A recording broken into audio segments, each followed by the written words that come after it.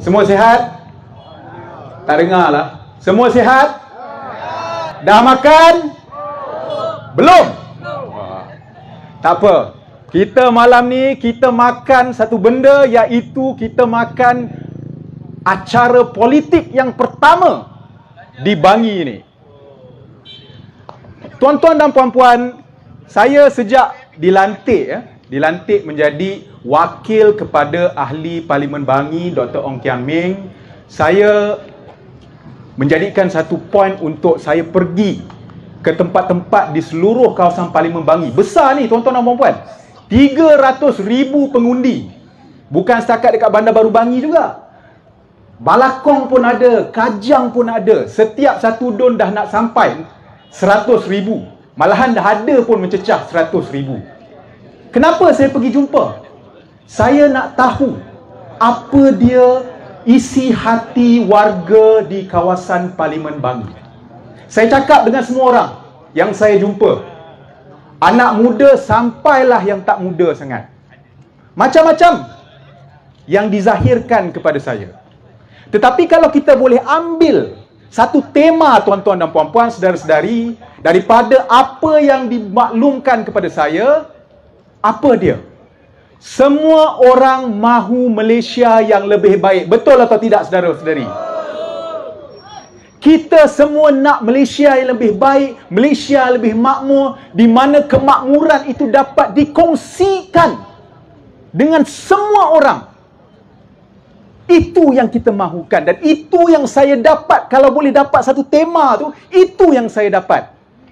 Tapi kita tahu Malaysia ni kita memang sayang, kita cinta Malaysia. Tapi mungkin kita tak berapa sayang dengan kerajaan Malaysia. Betul atau tidak, tuan-tuan dan puan-puan? Kita lihat, apabila kita kata kita nak undang-undang yang sama rata, tak kisahlah kayangan ataupun orang biasa, semua kena dilayan sama rata di mata undang-undang. Tapi kita dah lihat semasa PKP, yang kayangan, kalau mereka langgar apa-apa peraturan, tak ada apa-apa, ataupun dikenakan kompaun yang sedikit. Tapi kalau rakyat biasa, nah 10,000 kompaun. Ingat lagi tak, tuan-tuan dan puan-puan? Dan perkara-perkara macam ni, tuan-tuan dan puan-puan, ia sebenarnya menjejaskan keyakinan rakyat kepada sistem kita, sistem perundangan kita. Ini masalahnya. Apabila kita ada pemerintah yang halalkan diskriminasi, melihat ada dua darjat, membenarkan, inilah yang akan terjadi. Tetapi tuan-tuan dan puan-puan, apa yang berlaku minggu ini, saya rasa memberi keyakinan semula kepada ramai pihak. Yang mana kita lihat, buat pertama kalinya dalam sejarah negara kita yang tercinta ni, kita lihat seorang mantan Perdana Menteri dijatuhi hukuman dan kena masuk penjara. Betul atau tidak? Ini menunjukkan, tuan-tuan dan puan-puan, apa? Ini menunjukkan bahawa Malaysia ini negara hukum, negara berdaulat. Tidak ada sesiapa yang lebih tinggi daripada undang-undang. Betul atau tidak? Tapi tuan-tuan dan puan-puan, tugas kita ni belum selesai. Ini baru satu skandal besar. SRC, 1MDB belum lagi settle. Dan baru-baru ni kita digemparkan dengan satu lagi skandal yang besar. Skandal apa? Skandal kapal. 6 bilion dah bayar. Satu kapal pun tak ada. Dia bawa kita pergi tengok kapal, bawa media. Dia kata, ini ada kapal. Mana ada halimunan? Memanglah ada kapal.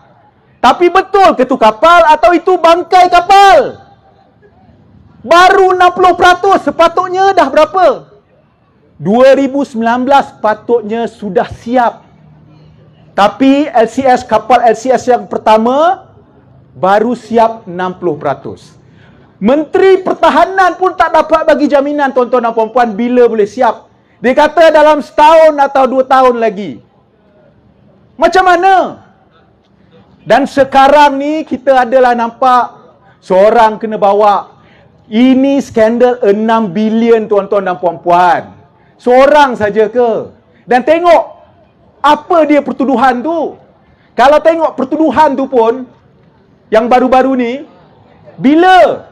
Sebelum LOA itu ditandatangani. Jadi betul ke dah selesai? Tidak. Jadi tuan-tuan dan puan-puan, kita kalau nak Malaysia yang lebih baik, kita kena jelas apa kita nak. Kita nak negara tanpa koruptor, betul atau tidak? Kita nak negara bebas rasuah, betul atau tidak? Kita nak supaya mereka yang zalim, yang bobrok, yang korup, yang jahat, kita tak nak mereka dekat dengan Putrajaya, betul tak tuan-tuan? Jadi tuan-tuan dan puan-puan, saya nak minta supaya kita sama-sama bangkit. Bangkit semula, bukan kita tak pernah buat. Saya ingat lagi tuan-tuan dan puan-puan, 2018. Satu ceramah yang saya ingat lagi masa tu. Masa tu saya dah masuk parti dah. Tapi tak umum saja. Sebab nak umum bila Melayu masuk di AP ni, dia kena slow-slow sikit. Dia tak boleh terus umum. Tapi saya ingat lagi, saya pergi ke Janda Baik, di mana di situ rakan saya, sahabat saya, saudari Rara, bertanding di situ. Saya ingat masa tu hujan, gelap, jalan nak pergi tempat tu pun berliku-liku. Tapi saya ingat bila saya sampai sana, hujan punyalah lebat. Ada satu stage saja. Tapi bila saya naik, saya tengok orang yang datang tu tuan-tuan dan puan-puan, penuh. Dekat kemah tu ada 2 macam ni, penuh.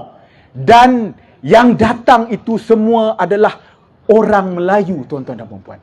Masa tu saya tahu, saya yakin bahawa akan ada satu perubahan di Malaysia. Dan betul, kita lihat perubahan itu pada tahun 2018. Kita pernah buat sekali, kita boleh buat sekali lagi. Betul tak tidak tuan-tuan dan puan-puan? Tapi tak mudah, ianya satu cabaran. Tetapi kita tak ada pilihan. Kita kena lawan. Kita kena selamatkan Malaysia ini daripada mereka yang zalim, yang bobrok, yang jahat, penunggang. Penunggang apa? Tahulah. Kita kena selamatkan Malaysia. Jadi tuan-tuan dan puan-puan, saya tak nak bercakap panjang lagi. Saya nak malam ini kita menjadikan satu permulaan. Di Bangi ini kita lihat satu kebangkitan. Boleh atau tidak? Kebangkitan untuk lawan BN dan PN, untuk sekali lagi memastikan Pakatan Harapan berada di Putrajaya. Boleh atau tidak?